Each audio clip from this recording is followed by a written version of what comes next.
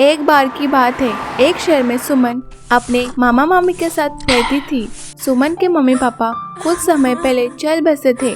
सुमन की देखभाल करने के लिए उसके मामा जी उसे अपने साथ ले आए थे, लेकिन सुमन की मामी सुमन को जरा भी पसंद नहीं करती थी।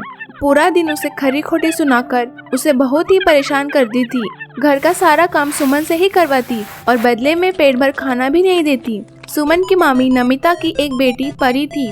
एक दिन परी और नमिता कहीं बाहर घूमने जाने के लिए रेडी हो रहे होते हैं। तभी परी अलग अलग ड्रेस पहनकर ट्राई कर रही होती है। उसी में एक बहुत ही सुंदर लहंगा था। परी के पास इतने सुंदर और चमकीले लहंगे देखकर सुमन का भी लहंगा पहनने का मन करने लगा। वो परी से कहती है, परी तुम्हारे पास तो कितने सारे सुंदर सुंदर लहंगे हैं, मुझे भी कोई एक पुराना लहंगा दे दो ना। हाँ, मेरे पास एक से बढ़कर एक लहंगे हैं, लेकिन तू क्यों पूछ रही है? तू इस घर की नौकरानी से ज्यादा कुछ नहीं है। जब देखो तब कुछ न कुछ मांगती रहती है। अब खड़े खड़े मेरा मुंह क्या देख रही है? जा यहाँ से। सुमन वहाँ से जाने वाली ही होती है, तभी वहाँ पर नमिता आ जाती है। परी नमिता को सारी बात बता देती है।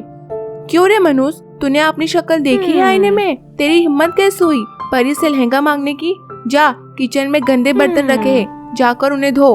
और सुन, रात का बचा हुआ खाना फ्रिज में रखा है, खा लेना। नमिता उसे बिना वजह खरी खोटी सुनाकर परी के साथ बाहर चली जाती है।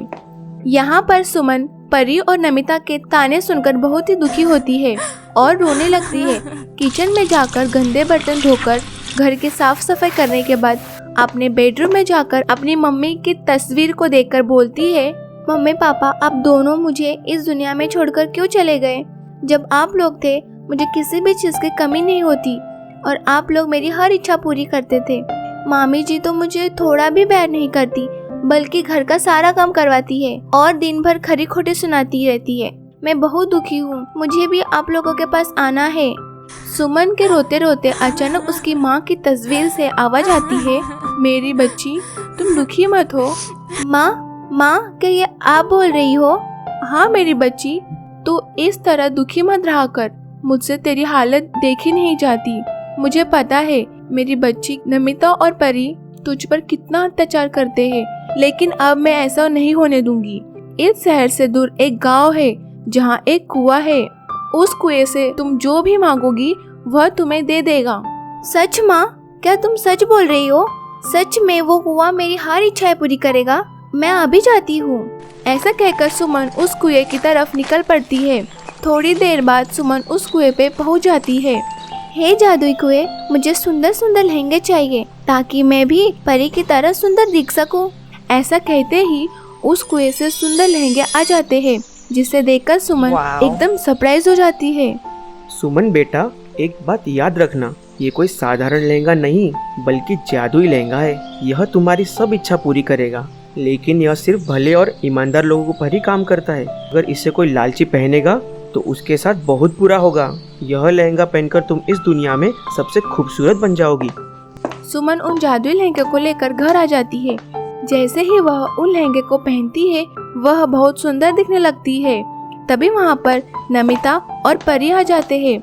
परी सुमन को इतना सुंदर लहंगा पहना देखकर बहुत शौक हो जाती है। माँ, इतना सुंदर लहंगा सुमन के पास कहाँ से आया? मुझे भी ऐसा ही सुंदर लहंगा चाहिए। सुमन मुझसे सुंदर कैसे दिख सकती है? ए सुमन की बच्ची, इतना सज के कहाँ जा रही है? कल तेरे मामा जी आ रहे, घर का सारा काम करना है। देखो तो कितना सुंदर लहंगा पहना है, इसके पास कहाँ से आए पैसे? जरूर इसने चुराया होगा। नहीं परी, ये मुझे मेरी माँ के बैग से मिला है। ऐसा कहकर सुमन काम करने के लिए चली जाती है। जादुई लहंगा पहनने की वजह से सब काम अपने आप हो जाते हैं। देखो ना मम्मी, सुमन के माँ के पास कितने अच्छे लहंगे हैं। मुझे वो सारे लहंगे चाहिए, उन पर मेरा हक है, ना कि उस नौकरानी सुमन का। ठीक है बेटी, मैं अभी वो लहंगे लेकर आती हूँ, तो उदास मत हो। वैसे भी वो मनुष्य तुम्हारी बराबरी नहीं कर सकती। ऐसा कहकर नमिता सुमन के पास जाती है। अरे ओ मनुष्य, वो सारे लहंगे मुझे दे दे, मुझे परी को देना है। सुमन को जादुई कुएं की बात याद आती है कि किसी लालची को नहीं देना है। मामी जी, मुझे माफ कर दीजिए, लेकिन मैं ये लहंगे नहीं दे सकती, ये मेरी माँ की आखिरी निशानी है। सुमन के मना करने पर नमिता को गुस्सा आता है और वो उसकी पिटाई करके वहाँ से चली जाती है।